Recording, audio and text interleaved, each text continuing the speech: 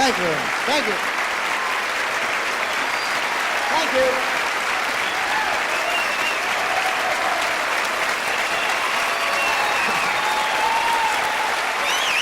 Thank you very much.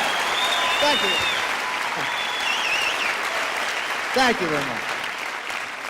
We're coming to you tonight from the Raymond Theater in Pasadena, and it's a beautifully restored a theater. Al Jolson once appeared here, Burns and Allen, Jack Benny, and it's a lot of fun. You heard the theme from the first show, and when I did the first show, the Bob Newhart show, if there was one letter and one question I was asked more than any other, it was, did you do anything before this?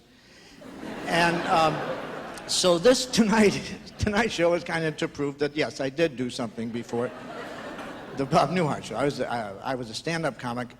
We didn't call him stand-up in those days because sometimes you would sit down, you know. But I was a stand-up comic and made a couple record albums. And during the lean years, the years before I did stand-up, or finally broke through in stand-up, I held a lot of weird jobs, like, and this is true, I'm not making this up. I was once worked for the Illinois State Unemployment Compensation Board. This is true. I worked behind the counter, and we got $60 a week, and the claimants at that time got $55. It's true.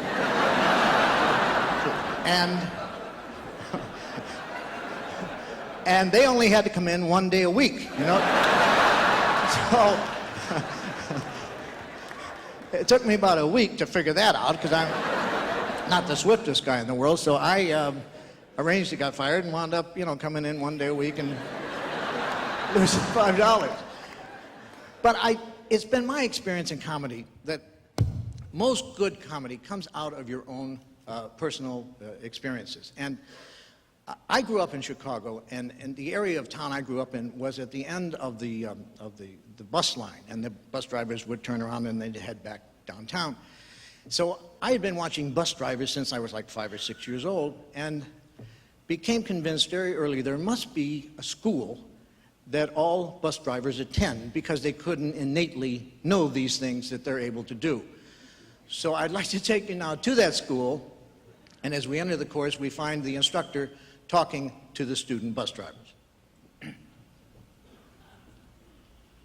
Gentlemen, you have just completed what's known as a basic course in bus driving. We're going to present you here with actual situations you'll encounter while driving your buses, and it's primarily designed to find out whether you're going to be good bus drivers or possibly one of the great all-time bus drivers.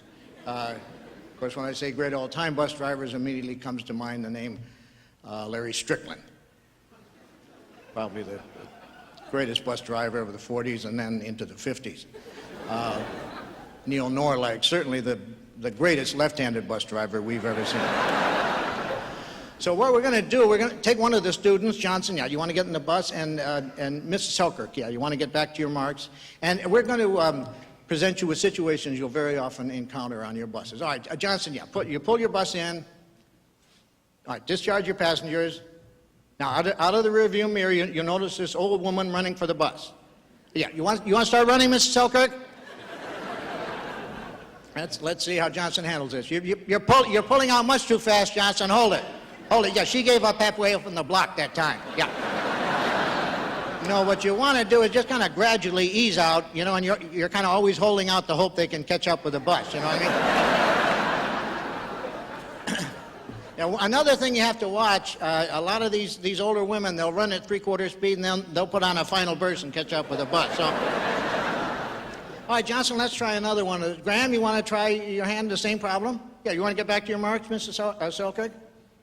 Okay, same situation, you pull in, discharge your passengers. All right, you want to start running, Mrs. Selkirk? Let's see how Graham handles this. Did you see how he slammed the door right in her face that time? That's called your perfect pullout. And now, it wasn't part of the problem, Graham, but it shows you're thinking on your feet. You blocked 2 full lanes of traffic that time. Very good. Okay, Graham, yeah, Miss Selkirk will try situation 13. Okay, yeah. Graham, we'll stay with you. You're doing very well. This happens very often. You're on your route. All of a sudden, a car pulls in front of you, and on the back is a sign, caution student driver learning to drive, something like that. All right. But yeah, Graham, you want to be driving? All right, Miss Selkirk, you want to pull in front of him? Let's see how Graham handles this. Excellent. Excellent. He got back, I guess about 10, 15 car lengths, got it up to around 60. And then when he's right on top of her, bang, he comes down on his brakes. And then hit the horn with his elbow. Could you notice how the car just kind of swerved out of control when she dove for the floorboard? Very good, Graham. All right, yeah, Miss Selkirk, you want to extricate yourself? Well, just crawl out the window. I think that's going to be a lot faster. Yeah. Okay, now this is the situation, and this will be our final situation. You're the woman getting on the bus with the packages. And I'm going to have to help you with this because this requires a lot of practice, but believe me, it's worth it. So, all right, get on the bus, that's the way. Got a bunch of packages, now fumble for your change. Very good. All right, now start heading toward the back of the bus. Hit your accelerator. All right. Now you brake, hit your accelerator again. Brake again. Do you see how he kept her spinning in the aisle there?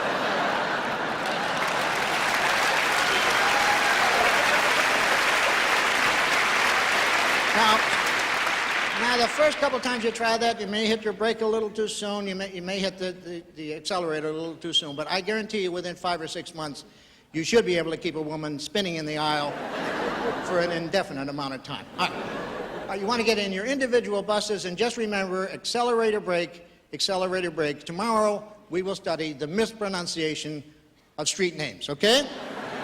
Thank you very much. Thank you. Thank you. Anyway, I held a number of different jobs, and every job I would go to, they would always be having like a week's orientation program, and they would present you with every problem you would be faced with during your first day on the job. And now, I'm going to do a little switch here, but I'll tie the two things together. One of my favorite movies is King Kong. And the big scene, of course, is when King Kong climbs the outside of the Empire State Building. Now, to tie them together, I thought, what if the night that King Kong climbed the outside of the Empire State Building, it was also the first night on the job for a new guard.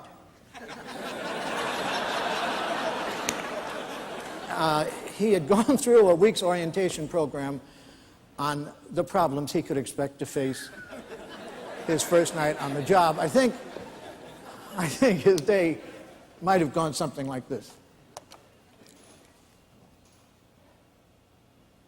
Mr. Hennessy? Yes, sir. I hate to bother you at home like this on my first night, but yeah, something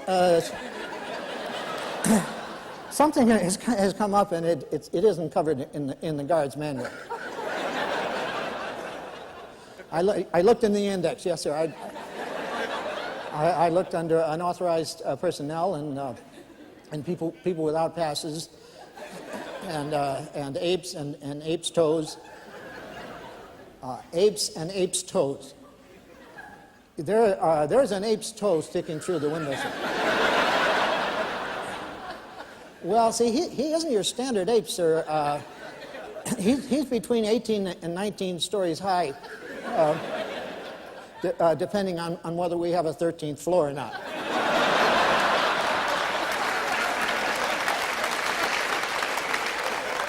Yeah, well, I'm sure there's a rule against apes shaking the building.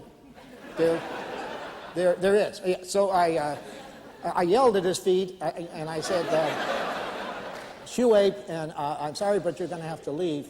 And then I know how you like the new men to think on their feet, so I went into the broom closet, and I got a broom without signing out a requisition. I will tomorrow, yes, sir. And I started banging him on the toes with it, but see, there are these planes flying around, and they're shooting at him, and he's only swatting at them, you know. So I figured I wasn't doing, you know, too much good with the broom. You don't care what I do, just get the ape off the building. This could complicate things a little, sir. When he passed by here, he was carrying a woman in his hand. Well, I don't think she works in the building, no, sir. Yeah, she had kind of negligee on, you know, so I doubt she's one of the cleaning women. Well, the first thing I did, I filled out a report on it.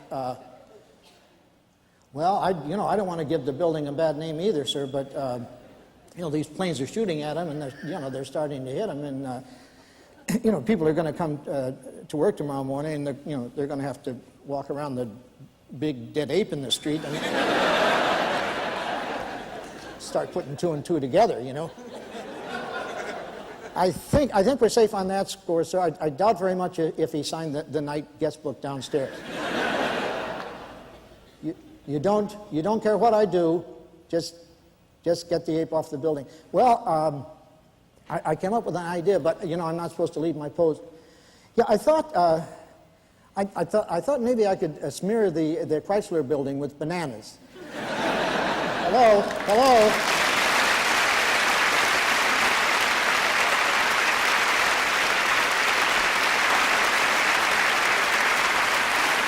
You know, occasionally you'll write a routine and perform a routine that is more viable 30 years later than it was at the time you wrote it, and I think that's true of this routine.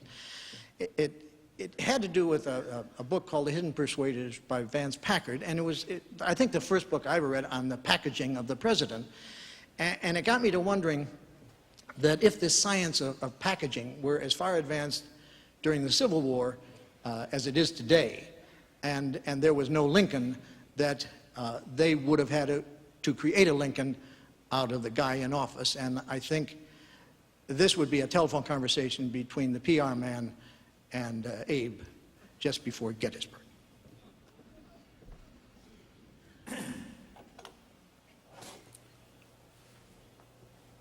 Hi, Abe, sweetheart. How's everything, kid? How's Gettysburg? You know them small Pennsylvania towns, Abe, right? You seen one, you seen them all, huh? Listen, Abe, I got you know what seems to be the problem. You're thinking of shaving it off.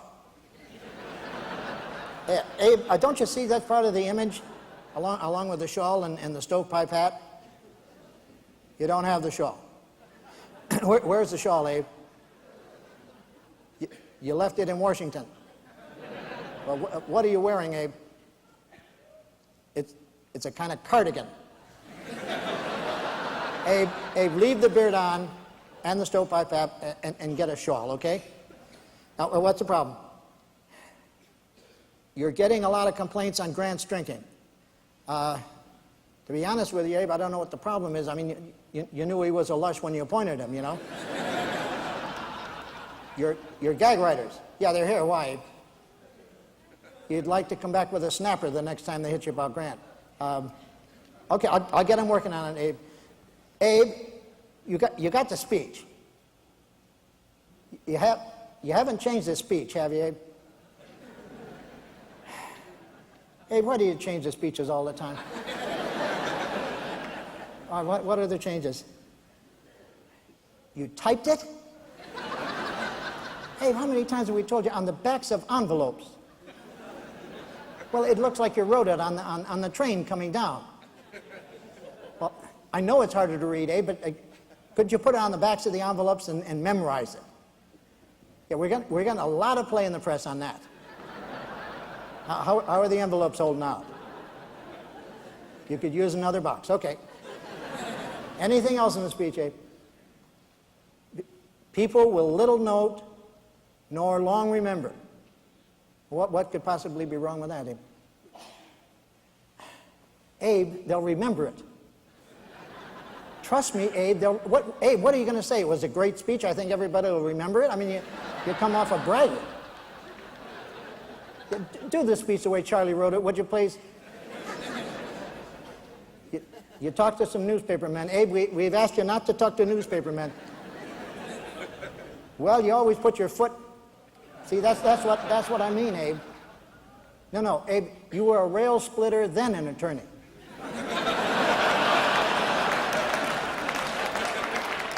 So, Abe, you wouldn't give up your law practice to become a rail splitter. Hey, read the bio, will you? It'll save us a lot of trouble on this end.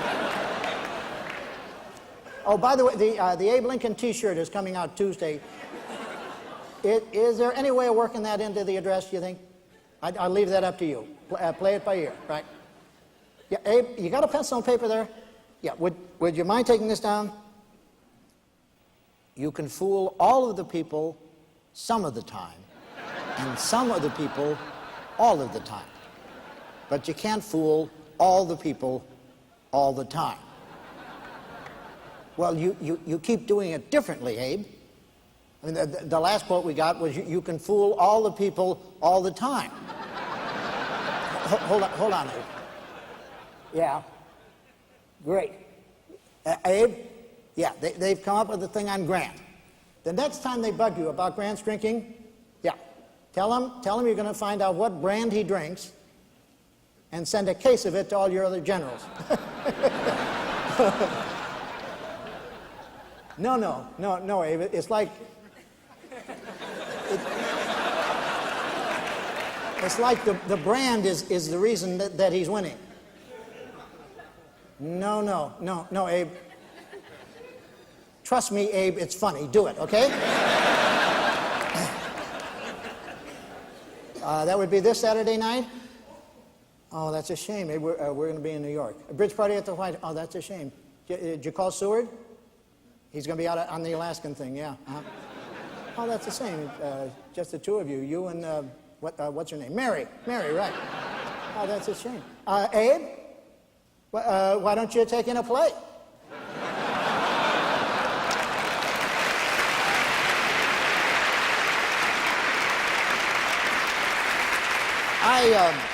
I mentioned before the number of jobs I held. I was in service in 1952 to 1954, the Army actually. And it didn't take me long to realize that in large corporations, and especially the military, the Peter principle seems to apply more than anywhere else. A man literally can be promoted fully 3 or 4 levels above his competency in the military. And this was illustrated by a record routine about a captain on a nuclear submarine who had been... I know some of you know these routines by heart, but it throws me off to watch your lips move along with mine as I'm doing it.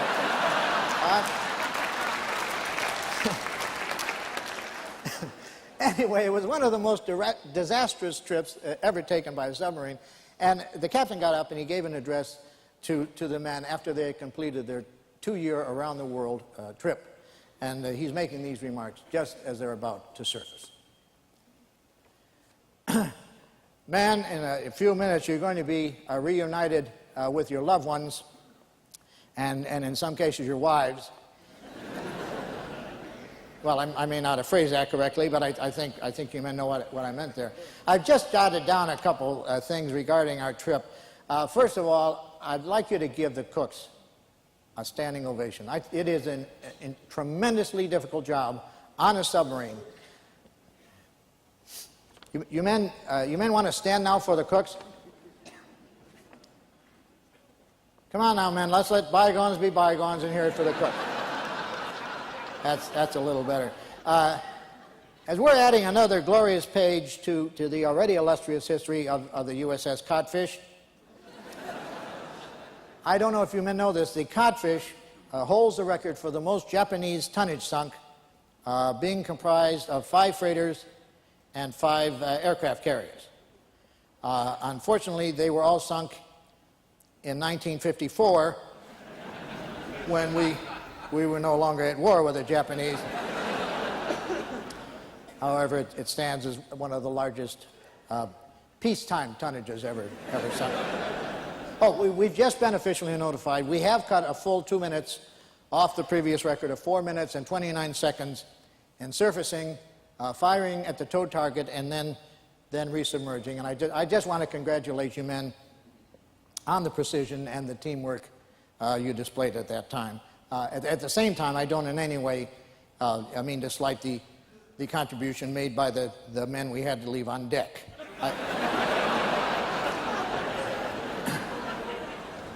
I think they in no small way had an awful lot to do with the 2 minutes we were able to take off the record, and I doubt if any of us will soon forget their somewhat stunned expressions as we watched them through the periscope.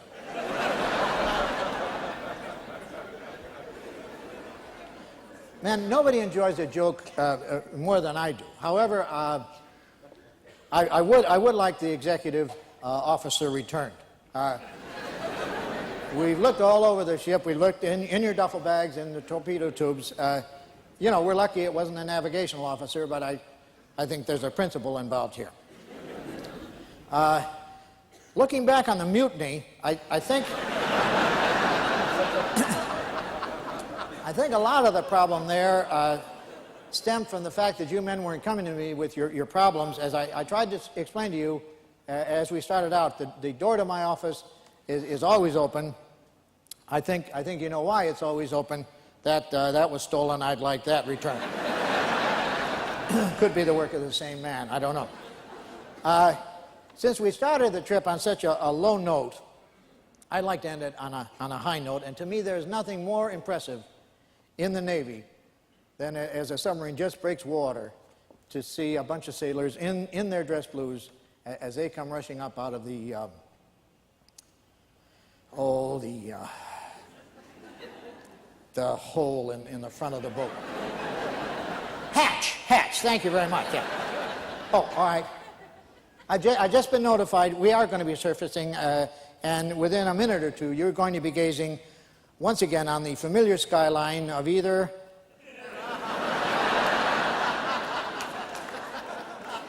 New York City, or is that Buenos Aires? I can't make out your writing. Thank you very much, man.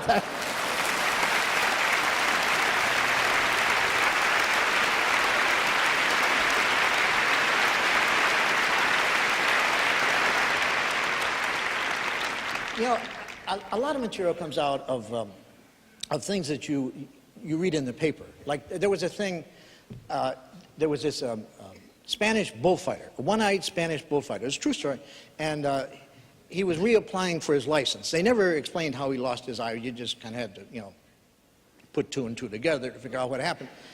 And he was reapplying to fight the bulls. And now you would think if there's any occupation where you want to have two really good eyes, it would seem to be bullfighting. You know, that would certainly be up toward the top anyway. Because you could see the guy. Now I can't see him. I can hear him. I can hear him, all right. Anyway, this was a thing, was in the paper. And a plane was flying, military plane, a bomb dropped, came loose, and fell down to earth. It didn't explode or anything, and all major cities have this expert bomb squad, bomb disposal squad. And it's always these expert, courageous men. And I always wondered, what would happen if a team of non-expert, non-courageous men were faced with the task of defusing a bomb? And I pictured this small coastal city. Now, the chief, the lieutenant, is expecting nothing more than a routine phone call from one of his patrolmen.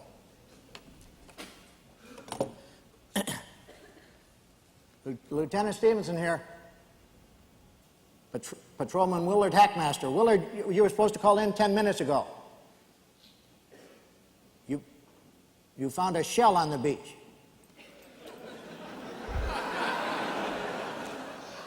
You think that's unusual, do you, Willard, finding a shell on the beach? It isn't that kind of shell, huh? Doesn't it sound like the ocean when you hold it up to your ear, Willard? Or, oh, that kind of shell. Yeah, I was kind of hoping that was your watch making that ticking. Yeah. I'm going to give it to you straight, Willard. You got a live one there. Yeah. Willard, don't hang up. Willard, and stop that whining. There's nothing to worry about as long as that thing is ticking. It's when it stopped ticking we've got some problems, okay? Yeah, now you and we're going to disarm that thing. Well, no, I'm not coming down there, Willard, no. Now, don't bring it in here, Willard, no! You know, I can't leave the office anytime I want, Willard. I mean, I'm taking just as big a chance as you are. I mean, if that thing goes off, it's me they're going to want to talk to, not you. All right, now describe the thing to me, Willard. Yeah, it sounds like a torpedo of some kind, Willard. It's probably one of ours. Any writing on it? Made in Japan. Yeah, well, it still could be one of ours, Willard. Yeah. Is there a serial number or anything, Willard? I got the manual right here in front of me. X5307. Let me look it up. Uh-oh. Nothing, Willard. Boy, you found a beauty there, Willard. You know how powerful that baby is? 6 city blocks, Willard. What do you mean you call me back? There's a telephone booth 7 blocks away. Willard! Willard, I know this is dangerous, but if we can save one human life, that's the way you feel about it, eh, Willard?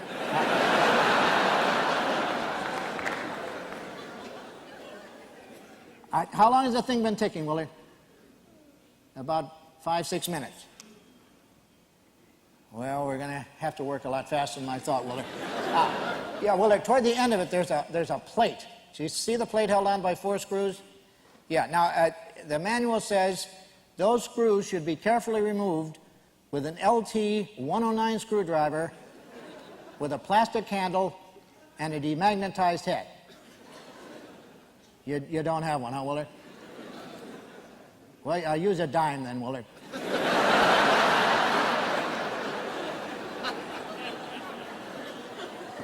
Willard, we're going to get that thing fixed. If it's the last, we'll get it fixed, Willard. Just don't worry. Okay, now inside there's a wheel of some kind. Do you see that? Yeah. Yeah, try turning the wheel. Yeah, it's ticking a lot faster now, isn't it, Willard? Yeah. All right, now you see there's some wires inside there? Yeah, there are 2 wires. And the manual says, under no circumstances... Oh, great, somebody spilled coffee all over the manual. Oh, Willard, yeah, you hear the clicking on the line? Yeah, that means I have an incoming call. It's called call waiting. Yeah. Let me put you on hold, Willard, okay? Hello? I'm sorry, I think you want the fire department. That's all right. Yeah, Willard, so... Willard? Willard!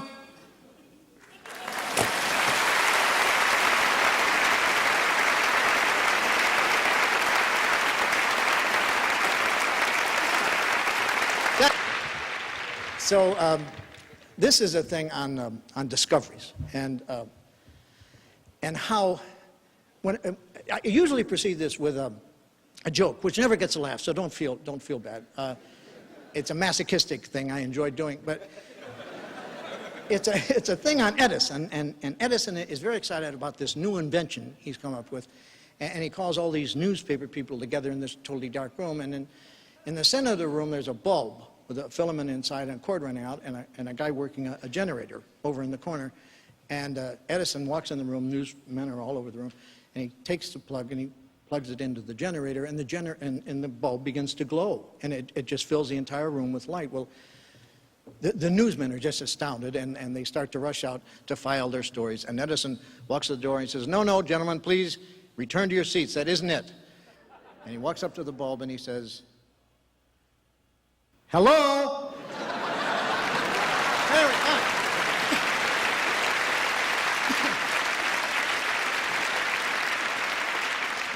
This is a thing on inventions, and how it takes like 30 or 40 years before an invention is really found out to be a great invention, like the airplane or the telephone.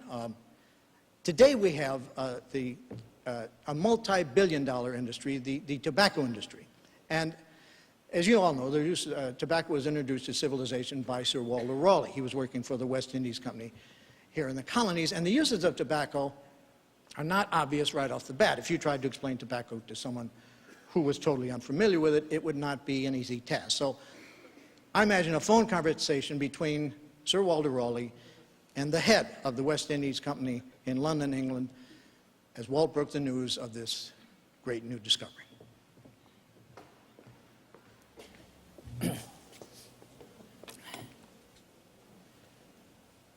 Yeah, who is it, Mary? Sir Walter Raleigh from the colonies. Yeah, put him on, Mary. Harry, yeah, you want to get on your extension? Yeah, it's Nutty Walt again, yeah. Well, hi, Walt guy. Well, it's great hearing your voice again. It sure is, Walt. Things are fine here in England, Walt. Did what? Did the boatload of turkeys arrive all right? Yeah, they arrived fine, Walt. They're still here, as a matter of fact, Walt. Yeah, they're wandering all over London, as a matter of fact, Walt. Yeah, see, that's an American holiday, Walt. Uh-huh. Yeah, you have another winner for us, Walt? Tobacco. What is tobacco, Walt? That's a sort of leaf. And you bought 80 tons of it. Let me just make sure I have this right, Walt. Now, Walt, you're sending us 80 tons of leaves. Is that right, Walt? Yeah. This may come as a little bit of a surprise to you, Walt. But see, come fall here in England, Walt. Yeah, we're kind of up to our.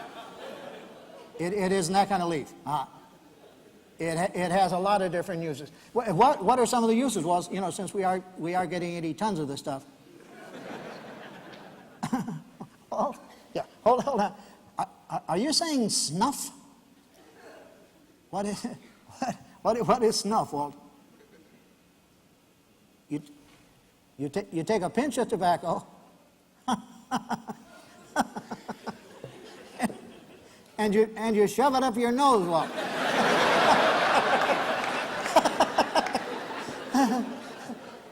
And it what? It makes you sneeze, Walt. Gee, a goldenrod seems to do it pretty well here, Walt. Yeah, Walt, does this tobacco have any other uses? You know, just on the off chance that this the snuff of yours didn't catch on right off the bat. The turkeys don't happen to eat it by any chance, do they, Walt?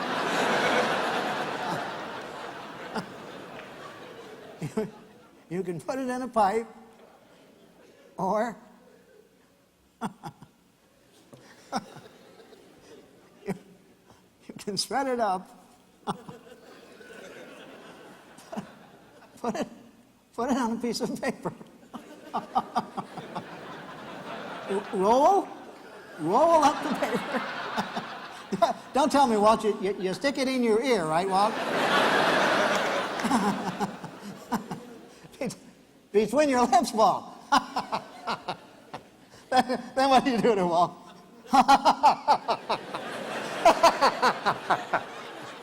You set fire to it, no?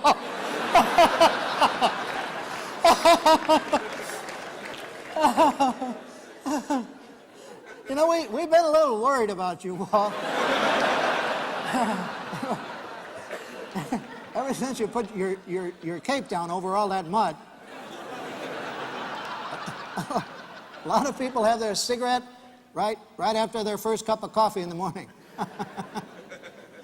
I'm almost afraid to ask, Walt. What's coffee, Walt? That's a drink you pound out of beans, eh, Walt? I tell you what, Walt. Yeah, why not send us a boatload of those beans? You know, you can sell people on sticking burning leaves in their mouth. They got a flip for the beans, Walt, no question about it. Well, nice talking to you, Walt. And next time, don't call us, we'll call you. All right, thank you very much.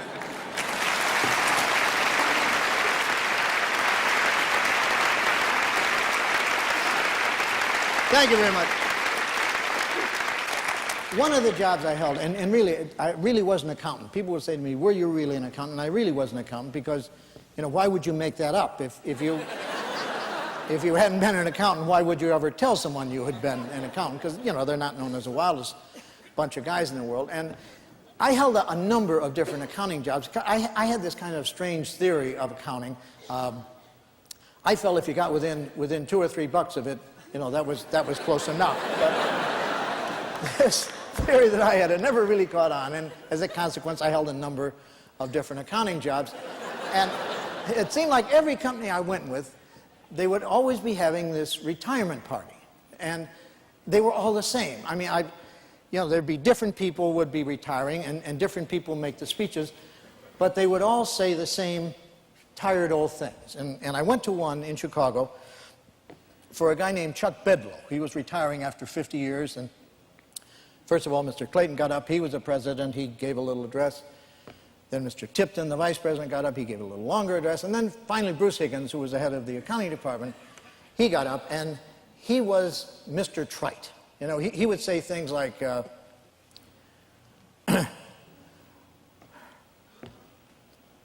golly, I wouldn't give this pot to a leopard.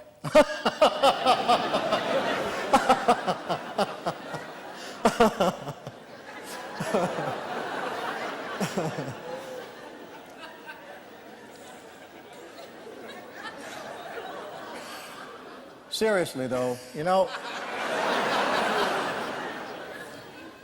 it's going to seem awfully funny coming into the office this coming Monday morning and not seeing Charlie Bedlow's smiling, happy face there at the desk. I used to call him smiling, happy, easygoing Charlie Bedlow. And I guess all of us had a nickname or other that we used to call him from time to time. An amusing thing kind of happened. When I first came with the company, I'd just gotten out of college, and I was a little, what's the word I'm looking for? Wet behind the ears, maybe? And many's the night that Charlie and I burnt the midnight oil. Anyway, I've taken up more than enough time. I want to bring out the guy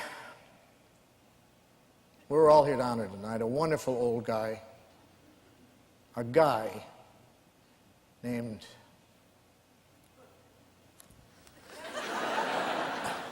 Charlie Bedlow. Charlie Bedlow. Charlie?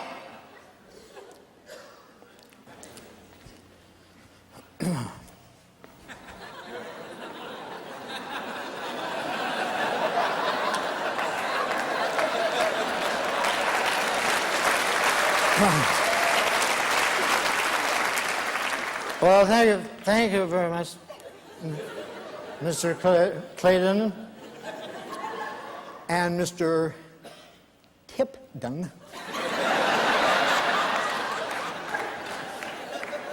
and of course Bruce here.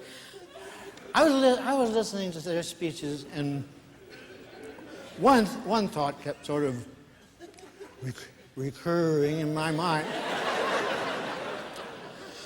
I think I'm going to throw up.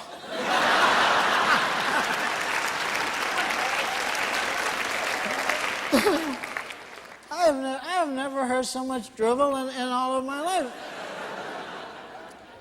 I don't suppose it ever occurred to any of you that I had to get half smashed every morning in order to make it down to this crummy job. You'd be smiling and easygoing if you were gassed all the time too. But you put it in your 50 years, and they give you this crummy watch. It works out to about 28 cents a year. But honestly, if it hadn't been for the $50 a week that I was able to glom out of petty cash, I don't. I don't think I could have made it on the lousy salary they pay her. Oh, a lot of people have been asking me, you know, there's started a rumor about Miss Wilson and myself, and they're wondering if when I retire and when she comes back from her vacation in Florida, whether Mrs. Wilson, the cashier, and myself, whether we would get married and spend our declining years together in Florida. Oh, she isn't coming back, by the way. Sweet old Miss Wilson is into this company for about $100,000. It's a little deal that she's been working on 5 years that I know about, anyway. It has something to do with payrolling. Ghost payrolling, double payrolling. I can never make heads or tails out of what the hell she was talking about, but apparently it works. Because she's down in Mexico with $100,000, and I'm up here with this crummy watch. So a lot of people say to me, Charlie, what are you gonna do when you finally retire? You're gonna get a little part-time job or become a security guard at a bank or something? Just loll around the beach. I'm going to sell some tapes from some office parties for $1,500 a copy. Well, let me take that back. The June picnic may run $17,500. You all remember the June picnic, and with the money I make off of the tapes and Miss Wilson's $100,000, I should do pretty good. Thank you very much. You've been a delightful audience. Thank you. Thank you.